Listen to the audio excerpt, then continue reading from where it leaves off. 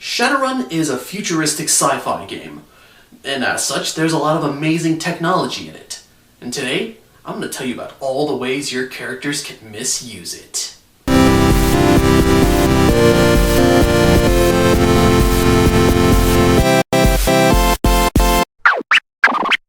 Art imitates life, or so the saying goes, and a lot of the technology in Shadowrun reflects that. In the developed world, it's not uncommon for someone to have in their pocket a miniature computer that can be easily held and maybe even operated with one hand. There's a 1 in 3 chance you're probably watching this video on such a device right now. We call these smartphones and tablets, and they make life pretty convenient. They're almost always connected to the internet, so you always have access to it. The internet, that is. This same sort of concept exists in Shadowrun, though naturally with more futuristic names. Comlinks and the Matrix. Comlinks in Shadowrun are a bit more sophisticated though. They've got more than just a screen young folks are unduly said to be brainwashed and hypnotized by. They can literally alter the way a person sees the world around them when connected to devices like glasses. A person in the Sixth World can see live details of all their devices connected to the Matrix in a sort of video game-like heads-up display, and then, with but a nod or a flick of the wrist, operate them from across the city or even the world. And all of this is stuff that we actually have now. This camera I'm recording this on, I can connect to the internet and upload all this information with my camera. I don't have to connect it to my computer. I've also got a printer that I can send an email to a certain address and it'll print out something remotely, and I can do that from my phone. Shoot, even Tesla cars. Tesla cars, when they're connected to the internet, they can overnight perform certain recall repairs on themselves. Technology is pretty great, but as with any technological advancement, you have people who want to misuse and exploit it, and the Sixth World has no absence of these sorts. Anybody is able to perform certain Matrix actions, as long as they have a device that can connect to the Matrix, and certain files and objects can be manipulated via the Matrix as long as you have what are referred to as marks. Think of them as security clearance levels for who's allowed to do what with a particular object. 4 marks means that you're the owner of that device, and a device can only have one owner. This means 3 marks is the most anybody else can have on an object, and in order to do anything with most objects, you need at least 1 mark. There's a long list of Matrix actions starting on page 238. These actions call for various skills and attributes available to all characters, as well as some attributes linked to the device being used to perform these actions. The 4 Matrix stats are Attack, Sleaze, Data Processing, and Firewall. If all a character has is a comlink, the only Matrix attributes their device can use are Data Processing and Firewall. With a comlink, you can't do as much, but everything you can do won't catch people's attention. Additionally, the only way to gain marks on an object is if somebody is nice enough to give them to you. The actions that call for Attack and Sleaze are the other ways to get marks, and they can only be performed by characters with a cyber deck, or by Technomancers who are their cyber deck through some weird magic thing. If a comlink is a smartphone or a tablet, a cyber deck is like a laptop computer or a desktop even. Much more robust, much more sizable, and much more expensive. The 2 actions only available to Deckers and Technomancers that grant marks are Brute Force and Hack on the Fly. With Brute Force, it's very obvious what you're doing when you use this, so if you succeed, you'll not only get a mark, but the attention of both who you're marking and some nearby admins who won't be too happy with you forcibly granting yourself unauthorized access. Failure, though, doesn't raise any alarms. Hack on the Fly is the other action that grants you marks. This one has the opposite end result. Failure means you're caught red-handed, but success goes unnoticed. A summary of all the Matrix actions can be found on page 244. The basic rule is this. Any action that uses Sleaze or Attack will get a character noticed by admins on the Matrix referred to as demigods. Every hit from the defender of a Sleaze or Attack Matrix action raises the attacker's Overwatch score by 1, and every 15 minutes spent in the Matrix after getting an Overwatch score raises it further by another 2d6. So if you're going to do some illegal actions in the Matrix, do them quick and get out as soon as you're done. If your Overwatch score ever reaches 40, you've been found out. The demigods will then nuke your device, erase all your marks, forcibly dump you out of the matrix, and then report your physical location to a nearby security team. A matrix device has its own damage track, but nothing bad happens until it's completely full. When it is full though, the device behaves like that one breakfast cereal. Things snap, others crackle, and there's a lot of popping. Naturally, this leads to being dumped out of the matrix, which does a flat 6 points of damage and leaves you with a 2 dice penalty to all your actions for the next few minutes. Thankfully, the only way to be dumped out of the matrix is if you're on one of those virtual reality modes. This then begs the question of why you'd want to be in VR if forcible ejection from it is so horrible. The short answer is this: you get a higher initiative score that way, and higher initiative means more actions. So the trade-off becomes potential damage at the cost of moving faster through the matrix, and possibly even more actions. So far we've discussed what's similar to both Deckers and Technomancers, specifically the matrix actions.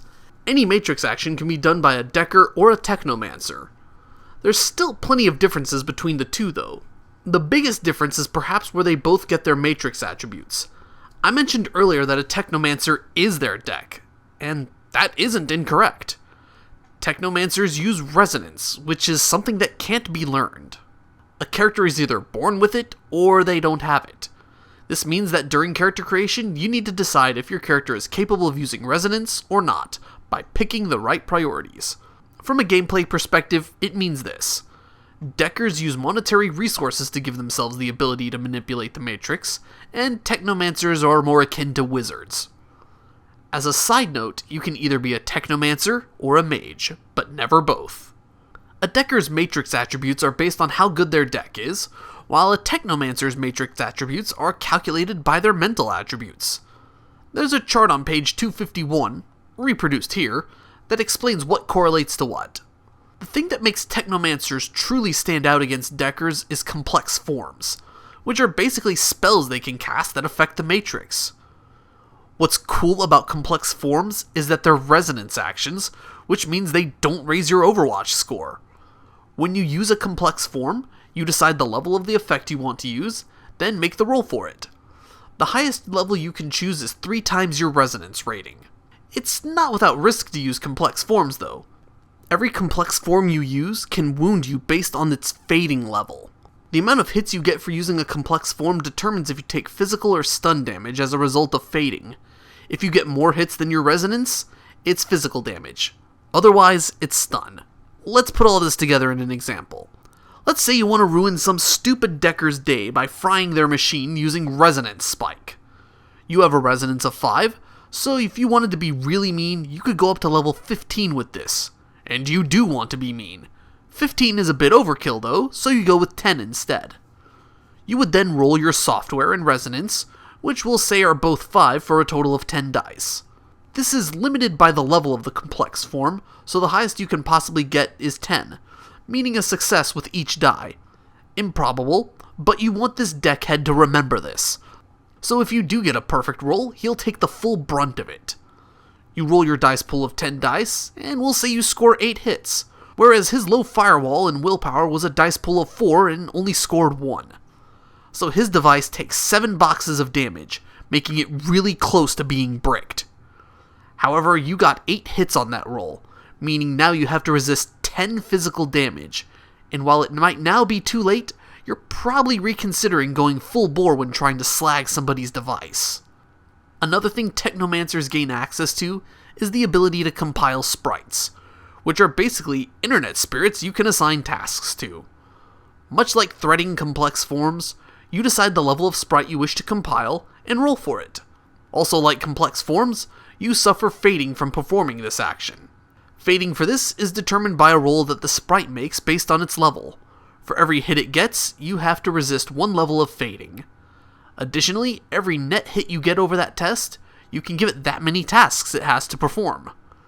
These can include any matrix action or any resonance actions they have access to.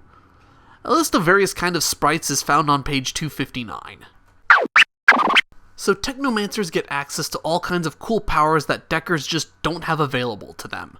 This doesn't mean Deckers aren't without their own tricks.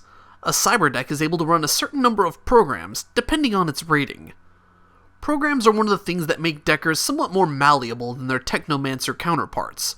There are literally certain perks that you can just swap out on the fly. All you need is the Nuyen for them and a cyber deck to run them on.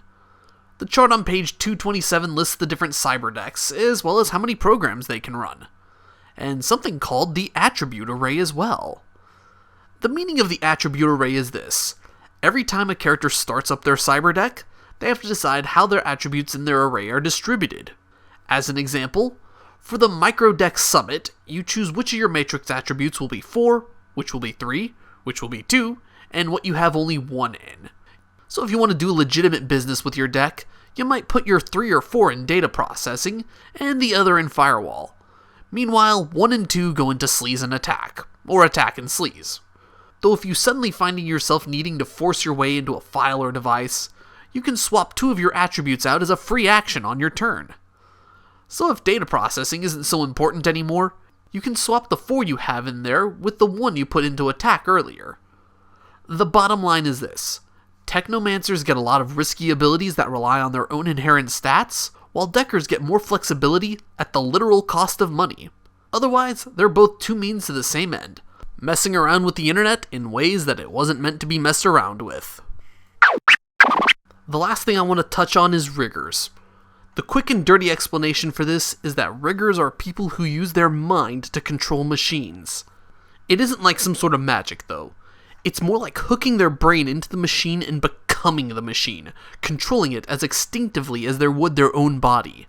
Rigging isn't as wild as hacking, but because it relies on some of the same rules, they kind of go hand in hand. The first thing a rigger needs is a control rig augmentation, so much like being a decker, characters need a lot of Nuyen to get into this role. You also need to be the owner of the vehicle you want to control, or at least have 3 marks on it. The vehicle you're controlling also has to have a rigger interface on it as well. It's a lot of requirements, but the benefits are worth it. For starters, you don't have to physically be in the vehicle to control it. You also get a bonus to initiative dice if you're in the VR while taking over the vehicle. Furthermore, the rating of your control rig is added as a bonus to the limits of your vehicle. And finally, pesky hackers will have a hell of a time trying to take control of the vehicle you control while rigging it. One final caveat to rigging, though: any damage the vehicle takes winds up coming back as damage to you. Putting your brain in a machine means you feel whatever the machine feels. And what is pain but information regarding damage that's been taken? So there we have it. Some of the crazy fun you can have with computers and machines in Shadowrun. You don't need to know all this immediately. I'm just including this information for anyone who wants more than just the basics. So, with all that said, I'm Aaron der Shadel, and I'll see you in the shadows, chummer. Thanks for watching. If this was useful to you, I'd appreciate getting one of those likes from you. Don't worry, it's not the same as giving me a mark. As always, this video isn't comprehensive, and there's plenty I haven't discussed. There is also a splat book specifically for this kind of material that gives you more information about the Matrix and Technomancy, so after you get a grip on what's in the core rulebook, there's still plenty for you to read into if you find yourself wanting more.